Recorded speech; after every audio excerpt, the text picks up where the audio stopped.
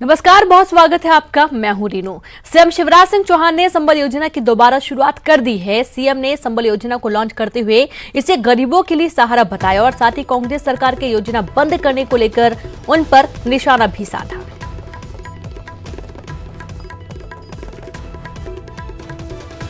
Corona संकट के बीच जब हम एक महामारी से जूझ रहे हैं, लोगों की जिंदगी में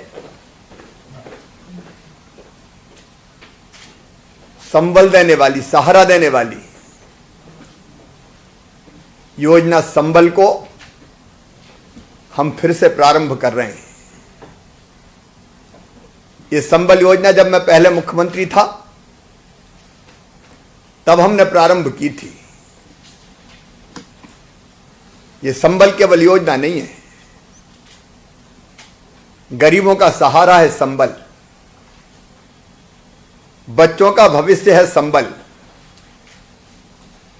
बुजुर्गों का विश्वास है संबल।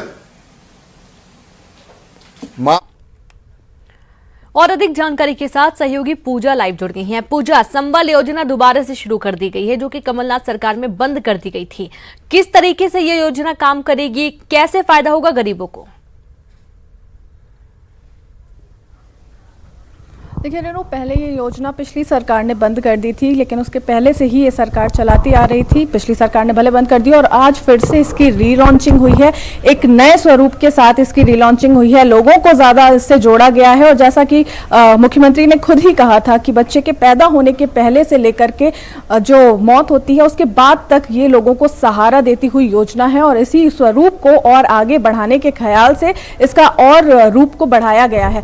जहाँ तक आर्थिक लाभ का देने का सवाल है तो ना केवल आर्थिक लाभ बल्कि ये लोगों को मनोबल भी बढ़ाती है, उन्हें सहारा देती हुई नजर आती है। बात विद्यार्थी की करें या श्रमिकों की करें या फिर बुजुर्गों की करें, हर एक जन को इस योजना से लाभ मिलता है, इस योजना से संबल मिलता है, कहीं ना कहीं सहारा मिलता है। जो 12वीं के स्टूडेंट्स हैं, अगर वो ज़्यादा अंक लाते हैं तो उनके खाते में 30,000 रुपये भरे जाते हैं। तो वहीं जो गरीब परिवार से हैं, अगर उनकी अंत्येष्टि को ज़रूरत होती है तो तत्काल प्रभाव से उनकी मदद की जाती है, उन्हें आर्थिक सहारा दिया जाता है और इतना ही नहीं, उन्हें उनकी मौत का मुआवजा भी कहीं ना कहीं दिया जाता है। तो जिस तरीके से ये आर्थिक मदद करते रहे हैं और लोगों को इन पर विश्वास है कि लोगों की ये मांग रही है कि जिस तरीके से कोई भी सरकार आती है वो योजनाओं को लेकर के लाभान्वित करें। पिछली सरकार ने इसे बंद कर दिया था, इस सरकार ने इसे फिर से रिलॉन्च किया है और पहले से चली आ रही है। और इस बार जिस तरीके से लोगों को और ज़्यादा जोड़ा गया है, लोगों में भी ये विश्वास है, कहीं ना कहीं सरकार को भी विश्वास है कि इस योजना से लोगों को ज़रूर लाभ पहुंचेगा। एक बड़े स्तर पर इसका लोगों को और ज़्यादा जोड़ते हुए नजर आ रहे हैं। पहले से जो लोग जुड़े हुए थे उनकी संख्या के साथ नए लोग भी पंजीकृत किए गए हैं और श्रमिकों को खास तौर पर से इसे लाभ मिल पाए, इस बात की ओर भी खास ख्याल रखा गया है। जी चलिए, बिल्कुल पूजा, बहुत बहुत शुक्रिया आपका तमाम जानकारी के लिए। तो वहीं अगली खबर का रुख करते हैं, जहां प्रदेश की स्वास्थ्य मंत्री और गृह मंत्री नरोत्तम मिश्रा मजदूरों की घर वापसी पर उन्होंने कहा कि दिल्ली से कल ट्रेन मजदूरों को लेकर रवाना होगी और साथ ही उन्होंने कहा कि पनवेल से रीवा के लिए और औरंगाबाद से एक ट्रेन एमपी आएगी। उन्होंने कहा कि सभी मजदूरों का रेल किराया सरकार देगी।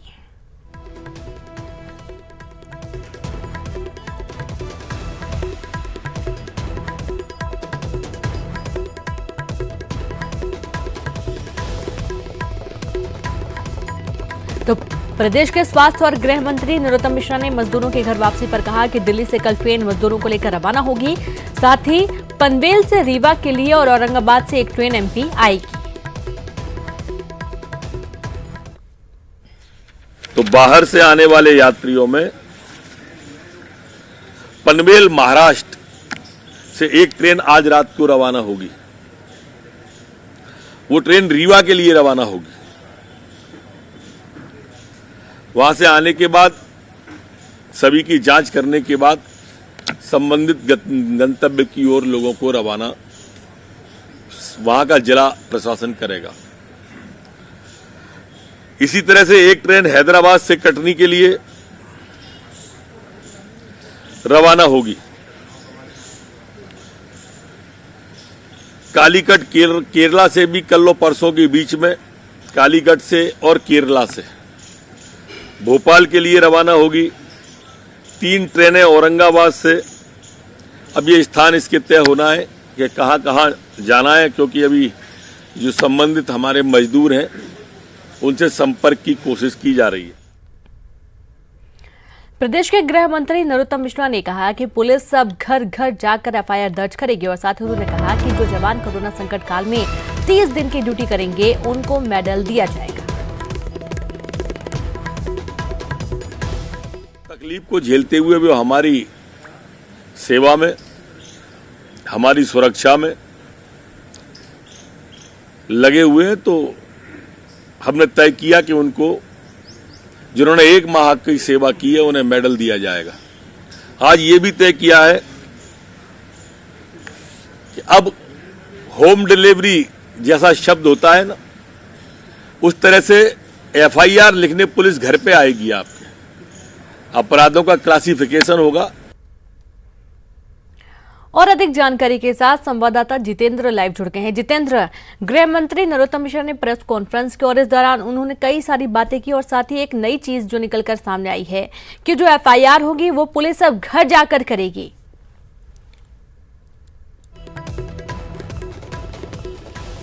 तो शायद जितेंद्र को आवाज नहीं पहुंची है, फिर से बात करने की कोशिश करेंगे।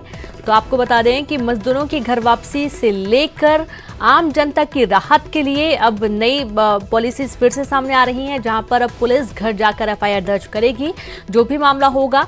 और इसके चलते कहीं ना कहीं एहतियात बढ़ती जा रही है। जिस तरीके से पूरे मामले सामने आ रहे हैं, लगातार कोरोना से जंग जो मरीज हैं वो जीत रहे हैं, फिर भी जो आंकड़े बढ़ रहे हैं उन पर लगाम लगाने की बात कही जा रही है। और जो मजदूर मध्य प्रदेश के अन्य जिलों में फंसे हैं, अन्य राज्यों में फंसे हैं, उनको लाने के साथ साथ जो एमपी में मजदूर हैं अन्य राज्यों के, उनको भेजने तक की जवाबदारी की बात कही गई।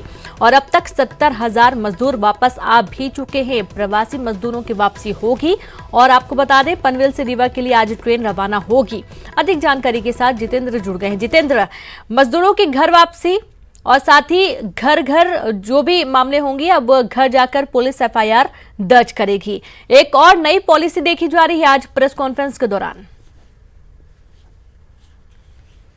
बिल्कुल रीनू, अगर बात करें तो स्वास्थ्य और गृह मंत्री नरोत्तम मिश्रा ने आज ये संकेत दे दिए हैं कि तकरीबन 8 ऐसी ट्रेनें हैं जो मजदूरों को प्रदेश में लाने के लिए अब शुरू हो चुकी हैं। आज एक ट्रेन महाराष्ट्र के पनवेल से रीवा के लिए प्रस्थान करेगी। तो कह सकते हैं हरियाणा और इसके अलावा कलकत्ता और अन्य जो राज्य हैं वहाँ से भी ट्रेनें प्रदेश में लाई जा रही हैं, जिनसे जो लोग हैं जो लॉकडाउन के दौरान बाहर फंसे हुए थे उन्हें प्रदेश में लाने का काम किया जा रहा है। वहीं अगर बात करें तो आज उन्होंने गृह विभाग की भी एक बैठक आयोजित की, जिस दौरान उन्होंने साफ तौर पर संकेत दिए हैं कि जो अभी तक 45 दिन के दौरान जितने भी पुलिसकर्मी हैं उन्होंने लॉकडाउन की सेवाओं में लगातार ड्यूटी की है, उन्हें मेडल दिया जाएगा। और साथ ही उन्होंने जितने शहीद हुए हैं पुलिसकर्मी उनको श्रद्धांजलि भी दी है। इसके अलावा उन्होंने एक बड़ा संकेत दिया कि देश में आज से एक नई सेवा मध्य प्रदेश में चालू हो रही है। लोग जिस तरह से अभी कानून का उल्लंघन कर रहे हैं उनके लिए घर पहुंचकर पुलिस एफआईआर दर्ज करेगी, यानी कह सकते हैं कि होम डिलीवरी एफआईआर की सेवा आज से लोगों को मिलना चालू हो जाएगी। जो कानून तोड़ेगा या कोई गलत काम करेगा उसके लिए पुलिस घर पहुंचकर इस तरह के मामले दर्ज करेगी। बिल्कुल जितेंद्र, शुक्रिया जानकारी के लिए। अगली खबर का रुख करते हैं, जहां कोरोना वायरस संक्रमण के चलते लागू लॉकडाउन के बाद मजदूर अपने घरों की ओर लौट रहे हैं। मजदूरों के मामले को लेकर प्रदेश का सियासी पारा भोपाल से लेकर दिल्ली तक गर्म है, लेकिन एक बड़ी आबादी अभी भी मध्य प्रदेश के पड़ोसी राज्य उत्तर प्रदेश के बॉर्डर पर खड़ी है। यह मजदूर अपने घर वापसी को लेकर इंतजार कर रहे हैं। इसी बीच प्रदेश के मंत्री तुलसीराम सिलावट का बड़ा बयान आया। मंत्री सिलावट के मुताबिक झाबुआ, अलीराजपुर और राजस्थान से लगी बॉर्डर पर खड़े मजदूर यूपी बिहार से हैं।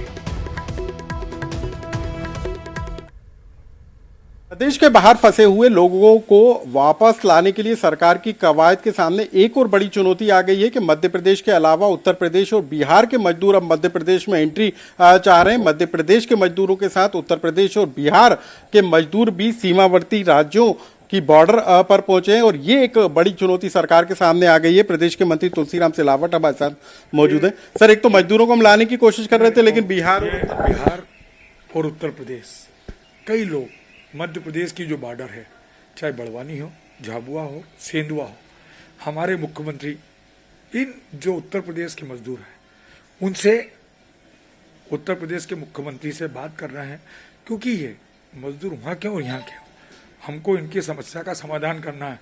हर उत्तर प्रदेश भी बात कर रहे हैं, मुख्यमंत्री जी बिहार भी बात कर रहे हैं, राजस्थान भी कर रहे हैं, गुजरात भी कर रहे हैं, तमिलनाडु भी कर रहे हैं, केरल भी कर रहा है, महाराष्ट्र भी मुख्यमंत्री से सम्मानीय मुख्यमंत्री निरंतर इन मजदूरों के प्रयास में विद्यार्थी और परिवार के लिए। लेकिन दूसरे राज्यों के मजदूर हमारे प्रदेश में एंट्री चाह रहे हैं, इसीलिए तो गंभीरता से मुख्यमंत्री जी उत्तर प्रदेश और बिहार के मुख्यमंत्री से चर्चा कर रहे हैं। चुनौती हमारे लिए बड़ी। एक बड़ी संख्या मध्य प्रदेश और उत्तर प्रदेश बिहार से लगी सीमावर्ती जिलों में देखने को मिल रही है। कैमरामैन संजय नामदेव के साथ अनुराग श्रीवास्तव, न्यूज 18 भोपाल।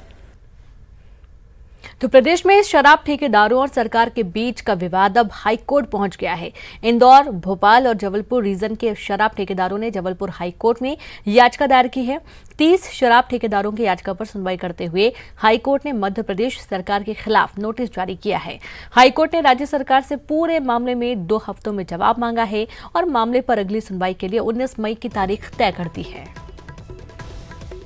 अब जो रेवेन्यू इन लोग ने प्रॉमिस किया था या जो लाइसेंस फीस इन्होंने प्रॉमिस करी थी, वो लाइसेंस फीस की भरपाई करना बहुत मुश्किल होएगा। तो ये जो याचिकाकर्ताएं हैं, इनका ये कहना था कि साहब इनको थोड़ी कुछ या तो रियायत दी जाए, या जो सरकार से निवेदन था कि आप जो भी लाइसेंस जो आप फिर से रीवैल्यू करें या फिर से एक फ्रेश प्रोसेस स्टार्ट करें, क्योंकि अब कंडीशंस में परिवर्तन हो गया है। जिस कंडीशंस के अंतर्गत इन लोग ने ठेकों में बिड किया था, वो कंडीशंस अब नहीं रही हैं। तो शराब दुकानों को खोलने को लेकर गृह मंत्री नरोत्तम मिश्रा ने कहा कि सरकार ने जो फैसला किया है वो तो मानना पड़ेगा, दुकानें तो खोलनी पड़ेंगी। उन्होंने कहा कि जो समस्या होगी उसका समाधान किया जाएगा, सरकार के आदेश की अवहेलना नहीं की जा सकती है। आपको बता दें कि सरकार ने आज से शराब दुकानों को खोलने के आदेश दिए थे, लेकिन शराब ठेकेदारों ने दुकानें नहीं खोलने का फैसला लिया है। शराब की दुकानों को लेकर आज था कि खुलना है, लेकिन आज खुली नहीं। क्या कुछ कहना चाहिए? कोई उनकी दिक्कत होगी दूर करेंगे, पर खोलना तो पड़ेगी। ऐसा थोड़ी होगा कि अगर सरकार निर्णय लेगी, सरकार के आदेश की अवहेलना थोड़ी करेगी। शिकायतें ब्लैक की भी आती हैं, ऐसे थोड़ी होने देंगे। तो फिर सर क्या कुछ फैसला ले सकते हैं अगर दुकानें उन्होंने नहीं खोली तो? नहीं, क्यों नहीं लेंगे, कोई भी फैसला लेंगे, पर ऐसा थोड़ी होगा कि कोई जनता को दिक्कत आने देंगे। इधर शराब दुकानों को लेकर सियासी तकरार तेज हो गई है। पूर्व मंत्री बृजेंद्र सिंह राठौर ने सरकार से मांग की है कि कोरोना संक्रमण के चलते 17 मई तक शराब दुकानें बंद रखी जाएं, सरकार जनता के हित में फैसला ले। बंदी की बात भारतीय जनता पार्टी करती थी, उसके लिए वो चिंतित हैं कि शराब की दुकानें जल्दी खुलें।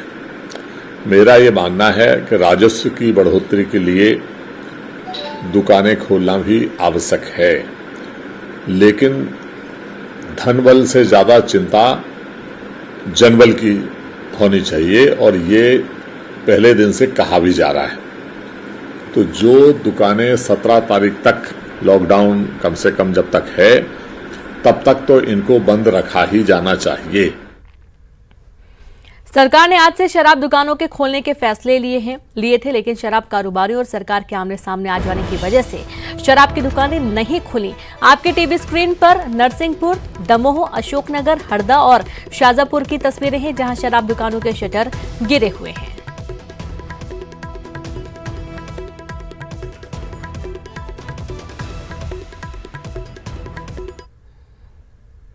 और इस वक्त की बड़ी खबर भोपाल से, कैदियों से मुलाकात पर जारी रहेगा प्रतिबंध। आपको बता दें 31 मई 2020 तक ये प्रतिबंध बढ़ा दिया गया है। जेल डीजी ने सभी जेल अधीक्षक को आदेश जारी कर दिए हैं। तो बड़ी खबर आपको दे रहे हैं भोपाल से, जहां पर कैदियों से मिलने पर प्रतिबंध जारी रहेगा। आपको बता दें कि प्रतिबंध लगाया गया है और इससे और बढ़ा दिया गया है, यानी कि कैदियों से मुलाकात नहीं हो सकती है। इसका प्रतिबंध 31 मई 2020 तक बढ़ा दिया गया है। जेल डीजी ने सभी जेल अधीक्षक को आदेश जारी कर दिए हैं।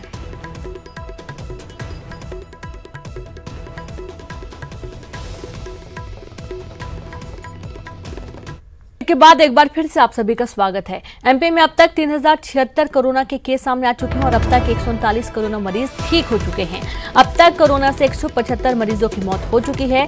सबसे पहले बात इंदौर में, जहां पर 1654 मामले सामने आए हैं, 79 लोगों की मौत हुई, 468 मरीज ठीक हुए। मुरैना में 18 मरीज सामने आए हैं, जिनमें 14 मरीज ठीक हुए। उज्जैन में 184 पॉजिटिव केस सामने आए हैं, 40 की मौत हुई, 16 मरीज ठीक हुए। जबलपुर में 104 कोरोना पॉजिटिव मामले सामने आए हैं, 2 की मौत हुई, 12 मरीज स्वस्थ हुए। भोपाल में 579 माफ कीजिएगा 589 कोरोना पीड़ित मरीज सामने आए, 19 की मौत हुई, 312 मरीज स्वस्थ हुए। ग्वालियर में 9 पॉजिटिव केस सामने आए हैं, 6 मरीज स्वस्थ हुए और इस तरीके से आंकड़ा धीरे धीरे बढ़ रहा है।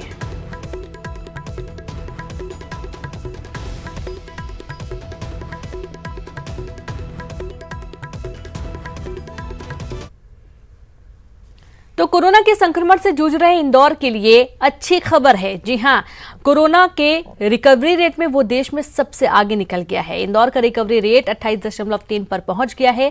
वहीं देश की बात की जाए तो ये करीब 27.5% है। इंदौर में 1654 कोरोना पॉजिटिव मरीजों में से 468 मरीज ठीक होकर घर जा चुके हैं। वहीं टाटपट्टी बाखर इलाका जहां मेडिकल टीम पर हमला हुआ था वो कोरोना मुक्त हो गया है। आपको बता दें कि जिले में पिछले 24 घंटे में कोरोना पॉजिटिव 43 मरीज मिलने के बाद मरीजों की संख्या बढ़कर 1654 पर पहुंच गई है।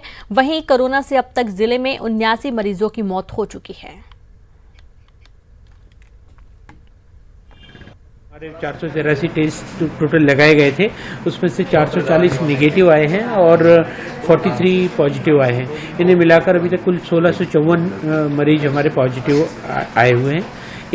2 मृत्यु होने के कारण 79 हमारे लोग काबुलित हो गए हैं।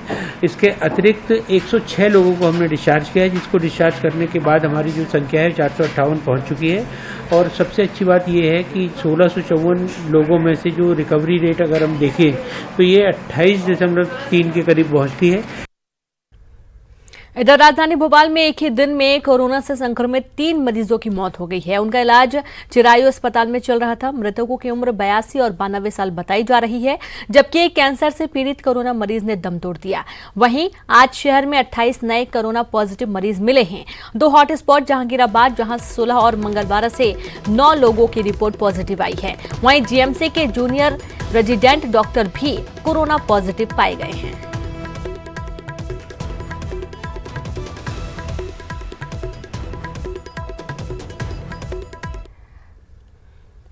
तो कोरोना मरीजों की संख्या बढ़ती जा रही है। मंगलवार को आई 27 लोगों की रिपोर्ट में 4 नए कोरोना संक्रमित मरीज मिलने के बाद अब जिले में पॉजिटिव मरीजों की संख्या 40 हो गई है। वहीं 4 लोगों की मौत की पुष्टि हुई है। इस बीच अच्छी खबर यह है कि कोविड-19 से एक और मरीज की छुट्टी हो गई है। अब तक कुल 6 मरीज स्वस्थ होकर घर जा चुके हैं।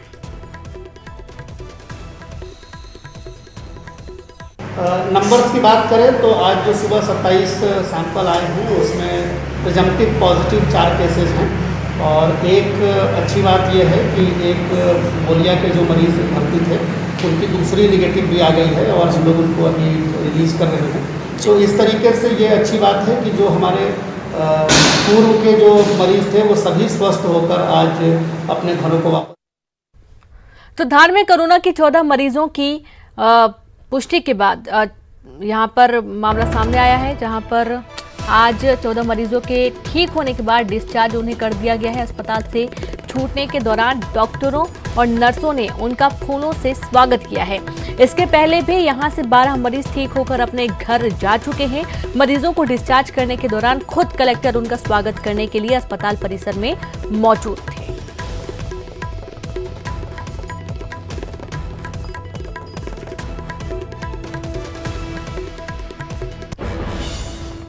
तो ग्वालियर में जेवारी यूनिवर्सिटी की झूठी जानकारी के चलते हॉस्टल में फंसे दूसरे राज्यों के छात्र भूखे मरने की कगार पर आ गए हैं। इन छात्रों ने अब मुख्यमंत्री शिवराज सिंह चौहान को पत्र लिखकर अपने राज्यों में भिजवाने की गुहार लगाई है। बता दें कि लॉकडाउन के चलते करीब 20 छात्र हॉस्टल में फंसे हुए हैं, जबकि विश्वविद्यालय प्रबंधन ने शिक्षा विभाग को पत्र भेजकर हॉस्टल खाली होने और बाहरी छात्रों के घर जाने की झूठी जानकारी भेजी थी।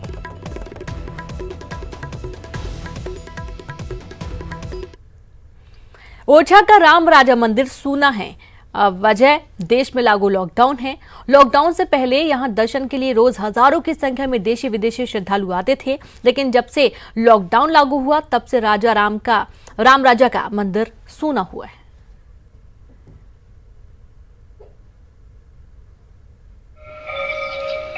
टीकमगढ़ के ओरछा की पहचान राम राजा मंदिर इन दिनों वीरान है।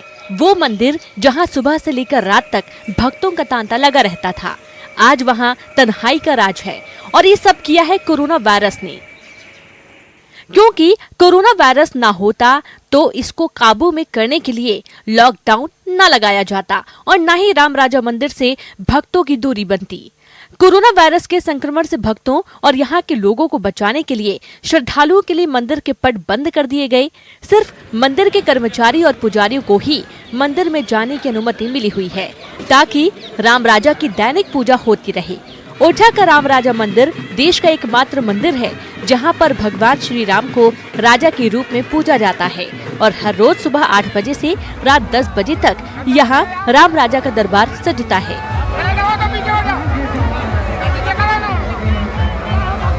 इसके साथ ही यहां सूर्योदय से पहले और सूर्यास्त के बाद गार्ड ऑफ ऑनर भी देने की परंपरा का पालन किया जा रहा है। 17 मार्च से यहाँ पर राम राजा मंदिर बंद कर दी गया। राम राजा ही नहीं बल्कि पूरे भारत के मंदिर बंद कर दिए प्रशासन ने कोरोना की वजह से, क्योंकि कोरोना ये छुआछूत से बहुत ज़्यादा बढ़ रहा है। तो जब यहाँ पर जो भीड़ भाड़ वाले क्षेत्र में हम नहीं जाएंगे तो कोरोना से दूर रहेंगे, इसलिए प्रशासन ने बंद किया। ना तो दर्शनार्थियों का यहाँ ओरछा में आवागमन शुरू हुआ है और ना भी और मंदिर बंद है तो इस वजह स्वाभाविक है कोई आ भी नहीं रहा है, जिससे हम जैसे दुकानदारों की आजीविका पे बहुत बुरा असर पड़ा है। क्योंकि काफ़ी दिनों जब से मंदिर बंद है, जब से दुकानें भी बंद हैं, जिससे हम लोगों की दयनीय स्थिति बहुत कमज़ोर है। श्रद्धालुओं को ओरछा मंदिर जाने में बहुत ज़्यादा दिक्कत हो रही है क्योंकि पुक नक्षत्र में भगवान राम राजा सरकार ओरछा में पधारे थे। पुक नक्षत्र का बहुत ज़्यादा महत्व है। पुक नक्षत्र में पैदल चल के श्रद्धालु लाखों की संख्या में ओरछा मंदिर पहुंचते हैं। आज वहां एक भी श्रद्धालु दर्शन करने के लिए नहीं पहुंच पा रहा है। श्रद्धालुओं की मांग है कि भगवान के कम से कम दूर से दर्शन किए जाएं, पट खोले जाएं। आपको बता दें कि आज से 500 साल पहले भगवान श्री राम को ओरछा की रानी गणेश कुंवरी अयोध्या से लेकर आई थी। ओरछा के राजा मधुकर शाह ने अपना राजपाट भगवान श्री राम को सौंप दिया था और उनका राज्याभिषेक कर उन्हें ओरछा का राजा घोषित किया गया। तब से लेकर आज तक यहाँ भगवान श्री राम को राजा के रूप में पूजा जाता है। यह भी एक संयोग है कि जिस संवत 1631 को राम राजा का ओरछा में आगमन हुआ, उसी दिन रामचरितमानस का लेखन भी पूर्ण हुआ। इतना ही नहीं, जो मूर्ति ओरछा में विद्यमान है उसके बारे में बताया जाता है कि जब राम वनवास जा रहे थे तो उन्होंने अपनी एक बाल मूर्ति माँ कौशल्या को दी थी। माँ कौशल्या उसी को बाल भोग लगाया करती थी और जब राम अयोध्या लौटे तो कौशल्या ने यह मूर्ति सरयू नदी में विसर्जित कर दी थी। यही मूर्ति गणेश कुंवरी को सरयू की मझधार में मिली थी। राम राजा मंदिर के चारों तरफ हनुमान जी के मंदिर भी हैं, लेकिन लॉकडाउन में जो एक चीज नहीं है वो है राम राजा के भक्तों की हलचल। न्यूज़ 18 के लिए टीकमगढ़ से संवाददाता राजीव रावत की रिपोर्ट। तो वहीं कोरोना को लेकर कोई कंफ्यूजन ना रहे, लोगों को सही और पूरी जानकारी मिले और इसी वजह से न्यूज़ 18 ने कोरोना कंट्रोल रूम बनाया है, जहां पर हम दर्शकों के मन में उठ रहे सवालों के जवाब अपने एक्सपर्ट और डॉक्टर के जरिए देने की कोशिश कर रहे हैं। और इसी कड़ी में आज हमारे साथ जुड़े मुंबई के रिलायंस डॉक्टर हितेंद्र वागले, जिन्होंने दर्शकों के सवालों के जवाब दिए और सभी आशंकाओं को दूर भी किया।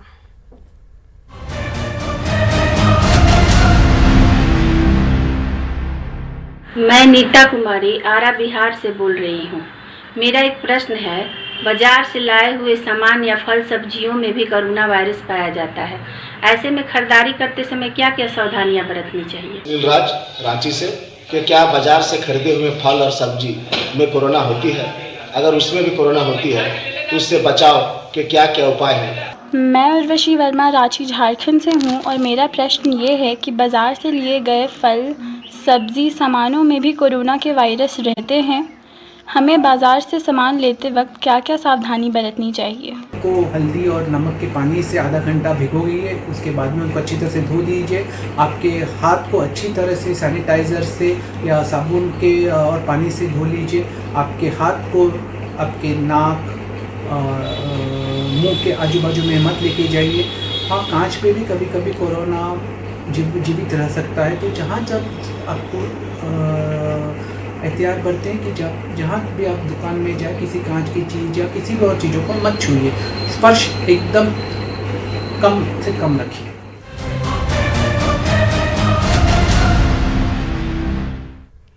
और अब आपको दिखलाते हैं विदिशा की तस्वीर, जहां तहसीलदार साहब नशे में हैं। नशे में धुत होकर हाथ में डंडा लेकर आम जनता पर धौंस जमाते शख्स का नाम मनीराम कुदर है, जो सिरोंज के तहसीलदार हैं। तस्वीरों में आप देख सकते हैं कि कैसे तहसीलदार नशे में धुत होकर आम जन पर धौंस जमाता नजर आ रहा है। दुकान बंद, लेकिन साहब नशे में।